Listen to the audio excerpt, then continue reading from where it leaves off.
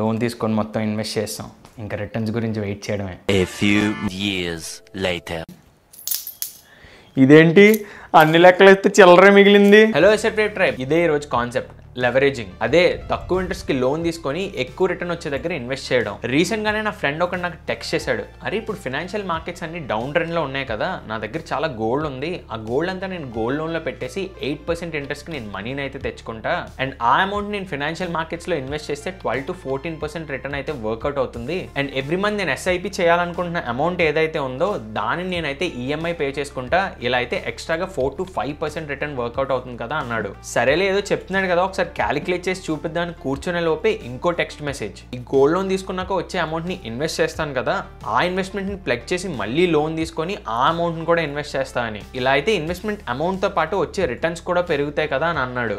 ఎవరురా నువ్వు ఇంత టాలెంటెడ్ ఉన్నావు? ఇది ఓన్లీ ఈక్విటీ మార్కెట్స్ కోసమే కాదు, ఇన్వెస్ట్మెంట్స్ చేసే ప్రతి ఒక్కరికి ఏదో ఒక టైంలో ఈ ఐడియా అయితే వస్తుంది, తక్కువ ఇంట్రెస్ట్ కి లోన్ తెచ్చుకొని ఎక్కువ రిటర్న్స్ వచ్చే దగ్గర ఇన్వెస్ట్ చేస్తే ఎక్కువ డబ్బులు వస్తాయి కదా అని. అండ్ ఇదేం కొత్త కాన్సెప్ట్ కాదు, ఈ లెవరేజింగ్ యూస్ చేసుకుని చాలా మంది rich and ultra rich people debt ని యూస్ చేసుకుని వాళ్ళ బిజినెస్ ని అయితే గ్రో చేసుకుంటూ ఉంటారు. అండ్ నేను పర్సనల్గా చాలా మందినే చూసా ఇలా గోల్డ్ లోన్స్ తీసుకొని, హ్యాండ్ లోన్స్ తీసుకొని, పర్సనల్ లోన్స్ తీసుకొని మార్కెట్స్లో ఇన్వెస్ట్ చేస్తారు, ఎందుకంటే ఫాస్ట్గా రిచ్ అయిపోవాలని. బట్ ఇది ఎంతవరకు వర్కౌట్ అవుతుంది అనేది లైవ్ ఎగ్జాంపుల్స్ తీసుకొని స్టడీ చేసి చూద్దాం. అండ్ దాంతోపాటు వీటిలో ఉన్న రిస్క్స్ ఏంటి, అండ్ నిజంగా ఇది యూజ్ చేయాలనుకుంటే మనం ఫాలో అవ్వాల్సిన గోల్డెన్ రూల్స్ ఏంటో కూడా క్లియర్గా అర్థం చేసుకుందాం. సో వీడియోని ఎండ్ వరకు చూడండి, చాలా ఇన్ఫర్మేటివ్గా అయితే ఉంటుంది. అండ్ ఇదే ఛానల్కి ఫస్ట్ టైం వచ్చినట్టయితే వీడియోని లైక్ చేసి ఛానల్ సబ్స్క్రైబ్ చేసుకోవడం మర్చిపోకండి. చాలా మంది వీడియోస్ని చూస్తున్నారే కానీ సబ్స్క్రైబ్ చేసుకోవడం మర్చిపోతున్నారు. ఇలాంటి రిలేటబుల్ టాపిక్స్ ని తీసుకొస్తూనే ఉంటాం. ఇంకా లాగ్ చేయకుండా లాగించేద్దాం. అప్పు తీసుకొని ఇన్వెస్ట్ చేసి ఆ ఇన్వెస్ట్మెంట్స్ మీద మళ్ళీ అప్పు చేసి ఇన్వెస్ట్ చేయడం వల్ల నిజంగా డబ్బులు సంపాదించొచ్చా? రియాలిటీలో ఈ 3 కేసెస్ తీసుకొని మీకు ఎక్స్ప్లెయిన్ చేస్తా, క్లియర్గా వినండి. ఈ కేసులో మన లోన్ అమౌంట్ ఒక 10 lakh అనుకుందాం, ఇంట్రెస్ట్ వచ్చేసి 8% and tenure 5 years. So monthly loan clear చేయడానికి మనం పే చేయాల్సిన ఈఎంఐ 20,276 రూపీస్ అవుతుంది. సో టోటల్గా మనం 5 years లో రీపే చేసేది 12,16,584 రూపీస్. దీంట్లో 10 lakh లోన్ అమౌంట్ అయితే 2,16,584 రూపీస్ ఇంట్రెస్ట్ అవుతుంది. సో ఈ 10 lakh మనం ఎవ్రీ ఇయర్ 12%తో గ్రో చేస్తున్నాం అనుకుందాం నెక్స్ట్ 5 yearsకి.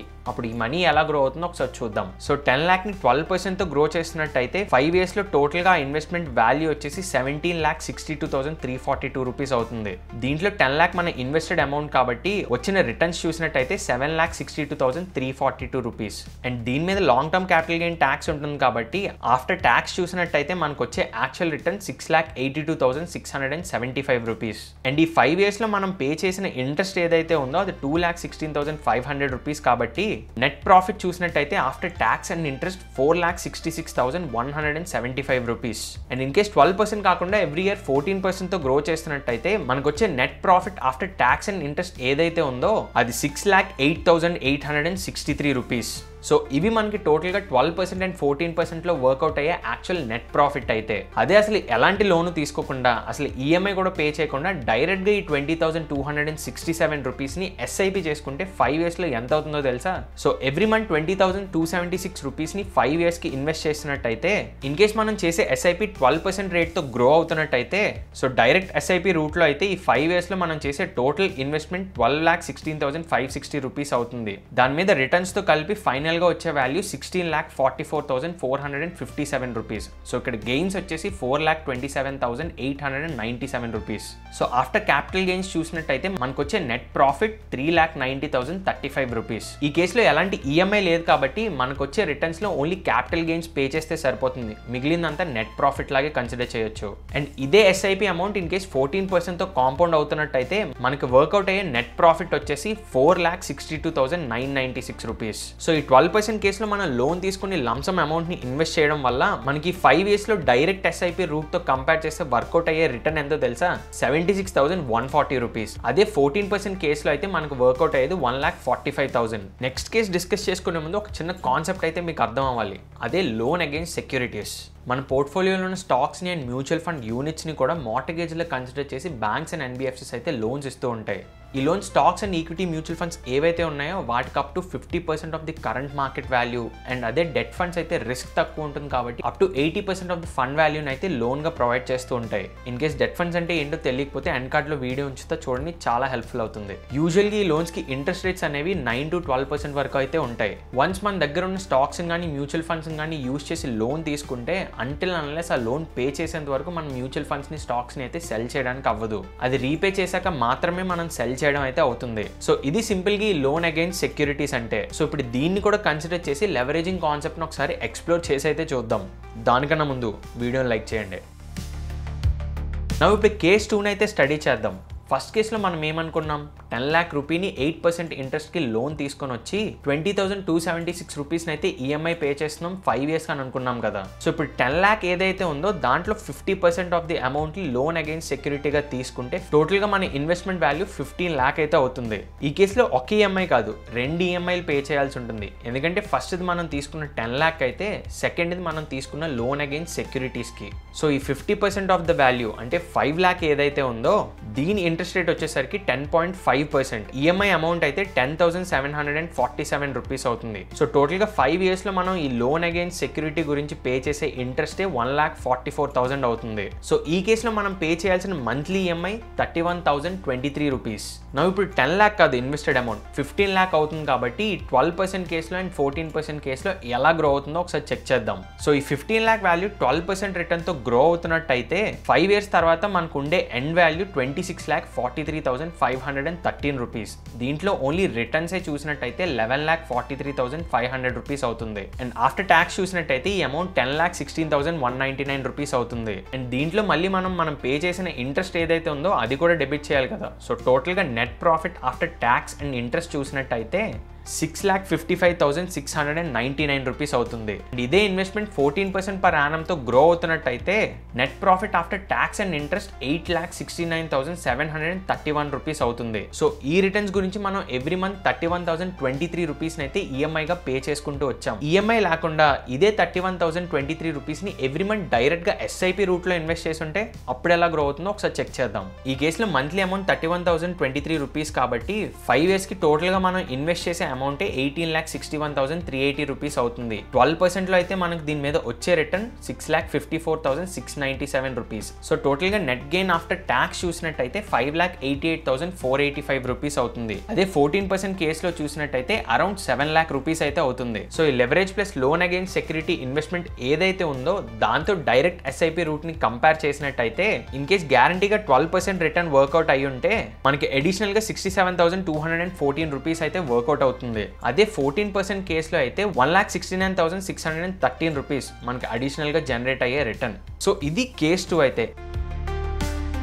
ఇప్పుడు కేస్ 3 అయితే డిస్కస్ చేద్దాం. సో ఈ కేసులో మనం ఎలాంటి లోన్ తీసుకోవట్లే అనుకుందాం. డైరెక్ట్ గా మన దగ్గరే సేవింగ్స్ ఒక 10 lakh ఉన్నాయి అనుకుంటే ఆ 10 lakh ఇన్వెస్ట్ చేసి దాని మీద లోన్ అగైన్స్ సెక్యూరిటీగా ఇంకొక 50% వాల్యూని యాడ్ చేయండి, అంటే టోటల్ గా 15 lakh అవుతుంది. సో ఇక్కడ ఓన్లీ లోన్ అమౌంట్ 5 lakh అవుతుంది కాబట్టి ఇంట్రెస్ట్ రేట్ సేమ్ 10.5% తీసుకుంటే మనం మంత్లీ పే చేయాల్సిన ఈఎంఐ 10,744 రూపీస్ అవుతుంది. టెన్యూర్ కూడా సేమ్ 5 years అని అనుకుందాం. సో ఇక్కడ మనం టోటల్ గా 5 years లో పే చేసే ఇంట్రెస్టే 1,44,000 అవుతుంది. టోటల్ ఇక్కడ మనం సేవింగ్స్ ని ఇన్వెస్ట్ చేస్తున్నాం కాబట్టి లోన్ అగైన్స్ సెక్యూరిటీగా ఉండే ఈఎంఐ తప్ప ఇంకా ఎలాంటి ఈఎంఐ మనం పే చేయాల్సిన అవసరం ఉండదు. ఈ కేసులో ఈ 15 lakh అమౌంట్ ఎలా గ్రో అవుతుందో ఒకసారి చెక్ చేద్దాం. సో 12% కేసులో చూసినా 14% కేసులో చూసినా, సో 12% కేసులో చూసినట్టయితే net gain after tax 10,16,199 rupees అవుతుంది. అండ్ దీంట్లో మనం ఇంట్రెస్ట్ పే చేసాం కాబట్టి అది డెబిట్ చేస్తే total profit after tax and interest 8,72,199 rupees. ఇదే 14% కేసులో అయితే 10,86,231 రూపీస్.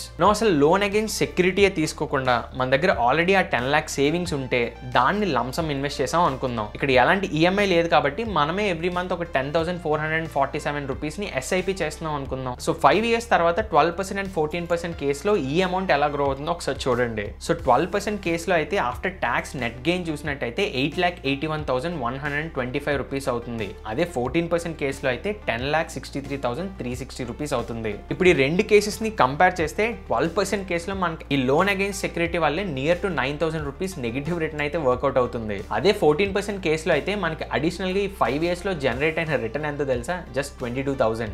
ఈ కేసులో అయితే లెవరేజింగ్ విత్ లాస్ ఏదైతే ఉందో దాని నుంచి మనకి పెద్దగా అడ్వాంటేజే లేదు. దాని బదులు మన దగ్గర సేవింగ్స్ ఉంటే దాన్ని డైరెక్ట్ గా లంసమ్ గా ఇన్వెస్ట్ చేసుకొని ఎవ్రీ మంత్ అడిషనల్ గా దానికే SIPని యాడ్ చేయడం చాలా బెటర్. సో దీంతో మనం లోన్ తీసుకొని ఇన్వెస్ట్ చేయడం వల్ల బెనిఫిటా లేదా టైం వేస్టా అనేది నేను చెప్పను, మీకే వదిలేస్తున్నా. నేను ఇక్కడ ఈజీగా అర్థం అవడానికి 10 lakh రూపీని అయితే ఎగ్జాంపుల్ గా తీసుకున్నా. ఇన్ కేస్ ఇన్వెస్ట్మెంట్ అమౌంట్ తగ్గితే ఇంట్రెస్ట్ కూడా తగ్గుతుంది, రిటర్న్స్ కూడా తగ్గుతాయి. అదే ఇన్వెస్ట్మెంట్ అమౌంట్ పెరిగితే ఇంట్రెస్ట్ పెరుగుతుంది అండ్ రిటర్న్స్ కూడా పెరుగుతాయి. నాస్లీ లెవరేజ్ తో ప్లే చేసినప్పుడు మనం ఫాలో అవ్వాల్సిన గోల్డెన్ రూల్స్ ఏవైతే ఉన్నాయో వాటిని డిస్కస్ చేసుకుందాం. బట్ వెయిట్, దానికన్నా ముందు రిస్క్స్ ని కూడా డిస్కస్ చేసుకోవాలి. అండ్ వీడియోని ఇప్పటి వరకు చూసారంటే వీడియో ఇన్ఫర్మేటివ్ గా ఉందని, ఇన్ కేస్ యూస్ఫుల్ అనిపిస్తే సబ్స్క్రైబ్ చేసుకోండి. ఇప్పటి వరకు మనం డిస్కస్ చేసుకున్న 12%, 14% కేసెస్ ఏవైతే ఉన్నాయో అవన్నీ కూడా ఎక్స్పెక్టెడ్ రిటర్న్స్, అంతేగాని ఫిక్స్డ్ గా వర్కౌట్ అయ్యే రిటర్న్స్ కాదు. అన్ని కూడా మార్కెట్ రిస్క్ తోనే వస్తాయి. ఇన్ కేస్ మీరు అనుకున్న రిటర్న్స్ వర్కౌట్ అవ్వలేదు అనుకోండి, మీరు పెట్టిన టైం అండ్ ఎఫర్ట్ కి రైట్ పే ఆఫ్ అయితే దొరకకపోవచ్చు. ఆ కేసులో కొంచెం ఎక్స్ట్రా రిటర్న్స్ కోసం అంత లోన్స్ అండ్ ప్లానింగ్ చేసే బదులు సింపుల్ గా ఎవ్రీ మంత్ SIP చేసుకున్నా కూడా దానికి నియర్ రిటర్న్స్ వర్కౌట్ అవుతాయి, గుర్తుంచుకోండి. అండ్ నెక్స్ట్ రిస్క్ మనం గుర్తుంచుకోవాల్సింది EMI. ఈ లెవరేజ్ గేమ్ ప్లే చేసినప్పుడు మనం తీసుకున్న డ్యూరేషన్ లో మనకు వచ్చే ఇన్కమ్ లో ఏవైనా ఛాలెంజెస్ ఎదురయ్యాయి అనుకోండి, లైక్ జాబ్ లాస్ అవ్వచ్చు, లేదా శాలరీ రిలేటెడ్ గా ఏమైనా ఛాలెంజెస్ అవ్వచ్చు, లేదా ఎక్స్ట్రాగా మన లైఫ్ లో ఏమైనా ఎక్స్పెన్సెస్ యాడ్ అవుతూ ఉండొచ్చు.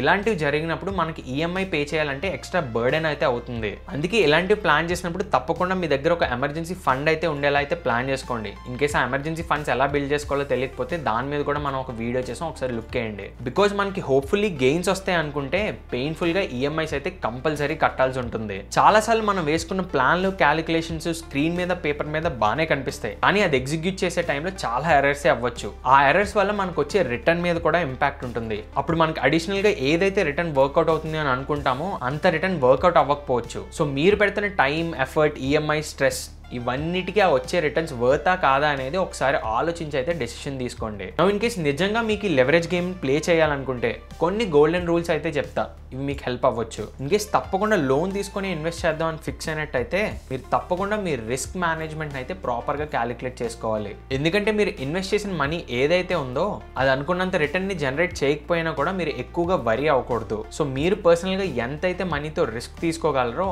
అంత అమౌంట్ ని మాత్రమే మనం లెవరేజ్ గా తీసుకొని ఇన్వెస్ట్ చేయడం అనేది బెటర్. Next, borrow cheap. మనం లోన్ తీసుకుంటున్న అమౌంట్ ఏదైతే ఉందో దాని మీద ఇంట్రెస్ట్ రేట్ ఎంత తక్కువగా ఉంటే మనకి అడ్వాంటేజ్ అంత ఎక్కువ ఉంటుంది. Personal loan, credit card loans, hand loans ఇవన్నీ కూడా 14 to 24% ఇంట్రెస్ట్ రేట్ తో అయితే వస్తాయి. ఇలాంటి లోన్ తీసుకొని ఇన్వెస్ట్ చేస్తుంటే మీరు చాలా పెద్ద మిస్టేక్ చేస్తున్నట్టు. సో అలాంటివి అయితే ప్లాన్ చేయొద్దు. బికాస్ హిస్టారికల్లీ చూసిన మార్కెట్స్ లో వర్కౌట్ అయిన రిటర్న్ 12 to 14%. మీరు లోన్ గా తీసుకొచ్చే అమౌంట్ మీద ఇంట్రెస్ట్ రేట్ 12 to 14% ఉంటే మీకు లిటరలీ వర్కౌట్ అయ్యేది 0 రిటర్న్సే. సో మీరు బారో చేసే మనీ మీద ఇంట్రెస్ట్ ఏదైతే ఉందో దాని మీద మినిమం 5%, నేను మాక్సిమం చెప్పట్లేదు ఇక్కడ, మినిమం 5% అడిషనల్ గా రిటర్న్ జనరేట్ అవుతుంది అని అనిపిస్తేనే అలాంటి ప్లే మీరు చేయండి. బికాస్ దానికన్నా తక్కువ ఉంటే మీరు చేసే ప్లానింగ్ కానీ, క్యాలిక్యులేషన్స్ కానీ, ఆ రిటర్న్ జనరేట్ చేయడానికి మీరు పెట్టే ఎఫర్ట్స్ కానీ ఇవన్నీ కూడా వేస్టే అవుతాయి. నెక్స్ట్ గోల్డెన్ రూల్ మీరు చూసుకోవాల్సింది టైం ఫ్రేమ్. మీరు ఇన్ కేస్ లెవరేజ్ తీసుకొని ఇన్వెస్ట్ చేస్తున్నట్టయితే minimum 5 to 6 years time duration అనేది మార్కెట్స్ కి మీరు ఇవ్వాల్సి ఉంటుంది. బికాస్ 2 or 3 years డ్యూరేషన్ మీరు ఇచ్చినప్పుడు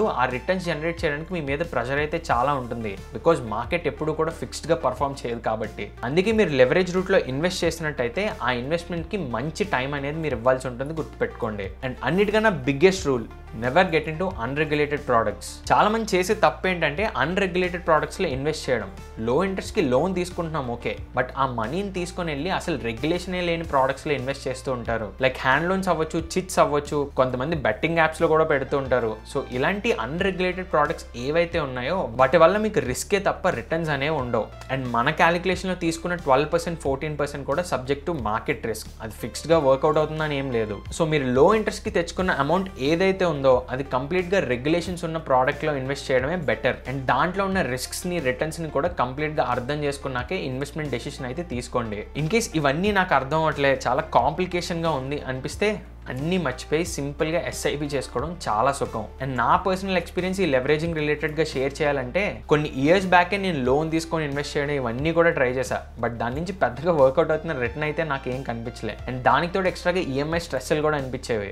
అందుకే మళ్ళీ లోన్స్ అవి తీసుకొని మార్కెట్స్లో ఇన్వెస్ట్ చేయడం అయితే నేను ఎప్పుడు చేయలేదు. సో ఫాస్ట్గా మనీ జనరేట్ చేయాలంటే ఇలా లోన్ తీసుకొని ఇన్వెస్ట్మెంట్ చేస్తే చాలా ఫాస్ట్గా రిచ్ అయిపోవచ్చు అనుకుంటారు. వాళ్ళందరికీ ఈ వీడియో అయితే తప్పకుండా యూజ్ అవుతుంది. సో ఇలా లోన్లు లాస్ట్లు కాకుండా సింపుల్గా ఎస్ఐపి చేసుకున్నా కూడా మీకు నియర్ రిటర్న్స్ వర్కౌట్ అవుతాయి. సో ఈ కాన్సెప్ట్ ని డిస్కస్ చేసుకున్నాం కాబట్టి దీని రిలేటెడ్గా ఒక ఎగ్జాంపుల్ అయితే షేర్ చేస్తా. మనం సైకిల్ మీద స్లోగా వెళ్తున్నప్పుడు ఇన్ కేస్ దాని మీద నుంచి పడినా కూడా మనకి జరిగే డ్యామేజ్ చాలా తక్కువ ఉంటుంది. బట్ అదే బైక్ మీద 100 స్పీడ్తో వెళ్తున్నప్పుడు మనకి ఏమైనా అయితే మనకి జరిగే డ్యామేజ్ చాలా ఎక్కువ ఉంటుంది. సో ఇలా మనం 100 స్పీడ్లో లోన్లు ఈఎంఐలు లాస్ట్లో ఇన్వెస్ట్ చేస్తున్నట్టయితే ఇన్ కేస్ రాంగ్గా ఏదైనా అయితే దాని నుంచి మనకి జరిగే డ్యామేజ్ కూడా అంతే ఎక్కువగా ఉంటుంది. సో ఈ వీడియో చూస్తున్న వ్యూవర్స్లో ఎవరైనా కూడా ఆల్రెడీ లోన్ తీసుకొని ఇన్వెస్ట్మెంట్స్ చేస్తే ఆ ఎక్స్పీరియన్స్ ఏంటో కింద కామెంట్ సెక్షన్లో షేర్ చేయండి. ఈ వీడియో ఒక మెయిన్ మోటో కూడా ఈ లెవరేజింగ్ రిలేటెడ్గా మీకు ఒక అండర్స్టాండింగ్ తీసుకొని రావాలనే, అంతేగాని ఇది ఎలాంటి ఇన్వెస్ట్మెంట్ అడ్వైస్గా కూడా కన్సిడర్ చేయకండి. కంప్లీట్గా ఇది మీ time, research and understanding base చేసుకుని తీసుకోవాల్సిన డెసిషన్ అయితే. అండ్ ఈ వీడియో నిజంగా వాల్యుబుల్ అయితే కింద కామెంట్ సెక్షన్లో వాల్యుబుల్ అన్న కామెంట్ అయితే డ్రాప్ చేయండి. అండ్ మీ ఫ్రెండ్స్ అండ్ ఫ్యామిలీలో ఎవరైనా ఇలాంటి క్యాలిక్యులేషన్ వేసే లెక్కల మాస్టర్లు ఉంటే